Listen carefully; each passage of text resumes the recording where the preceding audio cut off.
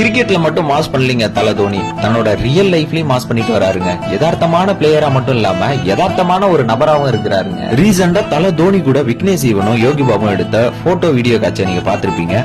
அதுல விக்னேஷ் சிவன் என்ன பண்றாருன்னா, நம்ம தான் தோனி கூட பக்கத்துல நிக்கணும், யோகி பாபு அந்தானே நின்னா கூட பரவாயில்ல அப்படின்னு யோகி பாபு முன்னாடி போறவரை இழுத்து விட்டுட்டு அவரு போய் முன்னாடி நிக்கிறாரு. இத பார்த்த நம்ம தல தோனி, என்னதான் அவங்க காமெடி ஆக்டரா இருந்தாலும் அவங்களுக்குன்னு ஒரு தனி மார்க்கெட் இருக்கு அப்படின்றத மனசுல வச்சுட்டு இந்த போட்டோ எடுத்து முடிச்சோன்னா அடுத்த போட்டோவுக்காக தோனி வந்து நம்ம யோகி பாபா பக்கத்துல நிக்க வச்சுட்டு சிவனை அந்தாண்ட சைட்ல நிக்க வச்சு ஒரு போட்டோ எடுத்தாரு.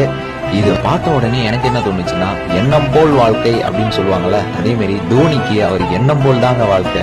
அவர் என்ன அப்படி இருக்கிறதுனாலதான் அவர் ஒரு மிகப்பெரிய ஒரு உயரத்துல இருக்காரு. அதே மாதிரி நம்ம யோகி பாபா அண்ணனும் இவர் எடுக்க போறாரு அப்படின்னு ஓரமா நிக்கிறாருல, அவரோட மனசும் நல்ல மனசுங்க. அதனாலதான் அவர் வேற லெவல்ல இருக்காரு. எல்லாருமே சொல்ற மாதிரி எண்ணம் போல் வாழ்க்கை, எண்ணம் போல் தாங்க வாழ்க்கை.